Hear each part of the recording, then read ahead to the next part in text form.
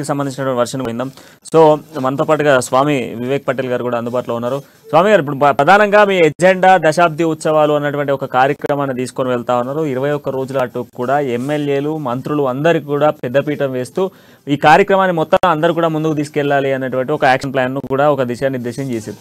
అయితే దీంట్లో ప్రధానంగా కూడా ఇటు ప్రతిపక్ష విపక్ష పార్టీలు కూడా చెప్తా ఉన్నాయి, వాళ్ళు కూడా ఈసారి దశాబ్ది ఉత్సవాలు చేయబోతా ఉన్నారు. ఒక రాష్ట్రానికి సంబంధించి రాష్ట్రం ఏర్పడిన తర్వాత 9.5 సంవత్సరాలు పూర్తి చేసుకుని 10వ సంవత్సరంలో అడుగు పెట్టబోతున్న నేపథ్యంలోనే దశాబ్ది ఉత్సవాలు మొదలవుతా ఉన్నాయి. ఈ దశాబ్ది ఉత్సవాలకు సంబంధించి ఇటు ఇతర పార్టీలు కూడా చేస్తూ ఉన్నాయి. సో దీన్ని మీరు ఎలా చూస్తూ ఉంది? అధికార బీఆర్ఎస్ పార్టీ ఎట్లా చూస్తూ ఉంది? ముందుగా అమ్మా న్యూస్ ప్రేక్షకులందరికీ కూడా నమస్కారాలు. దాంతో పాటుగా నాతో పాటు లైవ్ డిబేట్ లో ఉన్నటువంటి కాంగ్రెస్ బీజేపీ మిత్రులకు వెరీ గుడ్ ఈవినింగ్.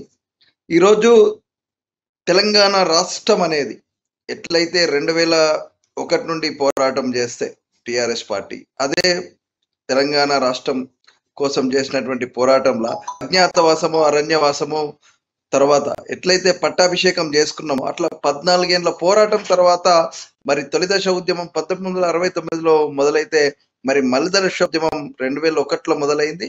ఈ మలిదశ ఉద్యమంలో మొదటిగా నుండి పోరాటం చేసింది మా బిఆర్ఎస్ పార్టీ. అందులో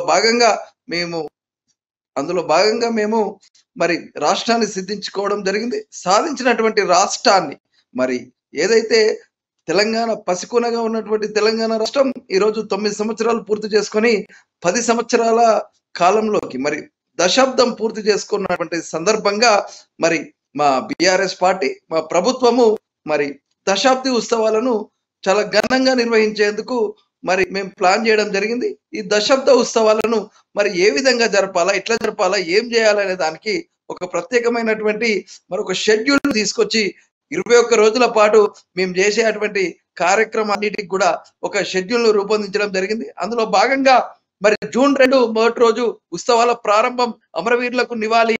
మరి 3 తారీఖు రైతు దినోత్సవం చేయబోతా ఉన్నాం. రైతు కర్షకుల అందరితో కూడా ఒక సహపంక్తి భోజనం చేయబోతా ఉన్నాం. ఒక సురక్షా దినోత్సవం అని చెప్పి జూన్ 4వ తారీఖు పోలీస్ శాఖ ఆధ్వర్యంలో కార్యక్రమాలు చేయబోతా ఉన్నాం. మరి తెలంగాణ విద్యుత్ విజయోత్సవం అని చెప్పి సింగరేణి సంబరాలు జూన్ 5 తారీఖు చేయబోతా ఉన్నాం. పారిశ్రామిక ఉత్సవం, ఇండస్ట్రియల్ ఐటీ కారిడార్లలో మరి చేసినటువంటి అభివృద్ధిని అనుసరించి జూన్ 6 తారీఖున చేయబోతా ఉన్నాం. సాగునీటి కోసం మేము చేసినటువంటి పోరాటం, మరి తెలంగాణ ఉద్యమం మొదలైందే నీళ్లు, నిధులు, నియామకాల మీద కాబట్టి అటువంటి నీళ్లకు సంబంధించి సాగునీటి దినోత్సవాన్ని మరి సాగునీటి దినోత్సవం మీద విజయ గాథలను జూన్ 7 తారీఖు చేయబోతా ఉన్నాం. మరి చెరువులపై పండుగ, చెరువులపై సహపంక్తి భోజనాలను మరి 8 తారీఖు చేయబోతా ఉన్నాం. తెలంగాణ శాఖకు సంబంధించి మరి తెలంగాణలో ఉన్నటువంటి అన్ని సంక్షేమ కార్యక్రమాలతోని సంక్షేమ సంబరాలను మేము చేయబోతా ఉన్నాం. అదే విధంగా సుపరిపాలన దినోత్సవాన్ని 10 తారీఖు చేయబోతా ఉన్నాం. కవులు కళాకారులతోని మరి సమ్మేళనాలను జూన్ 11 చేయబోతా ఉన్నాం. పోలీస్ శాఖ ఆధ్వర్యంలో మరి ఒక ఉత్సాహకమైనటువంటి ఒక పోలీసుల రన్ను జూన్ 12 చేయబోతా ఉన్నాం.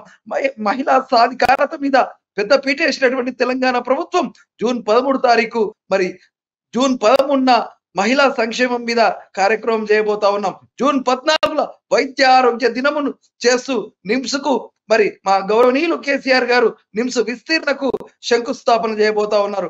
పల్ల ప్రగతిలో ఈరోజు భారతదేశంలోనే అత్యధిక తెలంగాణ గ్రామాలు అభివృద్ధి చెంది 1, 2, 3, 4 అవార్డులను పొందినటువంటి మా తెలంగాణ ప్రభుత్వం ఈరోజు భారతదేశం పొందినటువంటి గ్రామీణ అభివృద్ధిలో 30% అవార్డులు గెలుచుకుంది మా తెలంగాణ ప్రాంతం. మరి అదే విధంగా పట్టణ ప్రగతిలో జూన్ 16 తారీఖున పట్టణ ప్రగతి కార్యక్రమం చేయబోతా ఉన్నాం. గిరిజనులకు పెద్ద ఎత్తున మరి పోడు భూములను కూడా చేయబోతా ఉన్నాం. గిరిజనోత్సవంలో భాగంగా గిరిజన గ్రామాలలో జూన్ 17 తారీఖు చేయబోతా ఉన్నాం.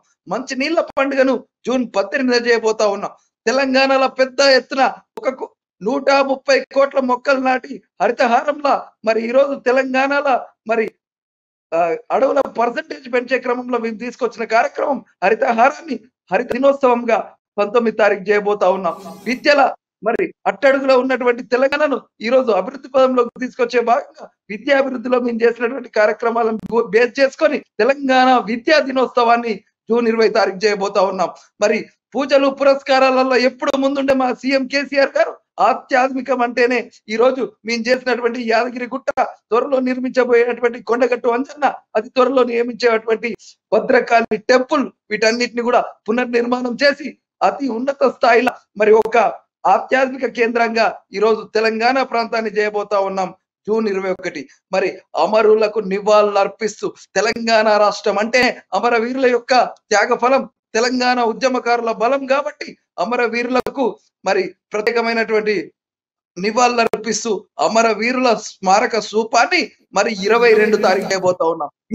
ఇది మా దశ మరి ఏదైతే మీరు చెప్పారో మీ దశాబ్ద కాలంలో మీరు చేస్తున్నటువంటి ఉత్సవాలు ఏంటిది, ఈ దశాబ్ద కాలంలో మీరు ఏం చేసిర్రు, మీరు ఏం చేయబోతా ఉన్నారు, ఎందుకు ఈ ఉత్సవాలు చేస్తున్నారంటే ఇగో దశాబ్ద కాలంగా మేము చేసింది ఇది, ఈ దశాబ్ద కాలంలో మేము ఈ విధంగా ఉత్సవాలు చేయబోతా ఉన్నాం, ఈ విధంగా పైకి రాబోతా ఉన్నాం. ఇది మా ఈ 21 రోజుల షెడ్యూల్.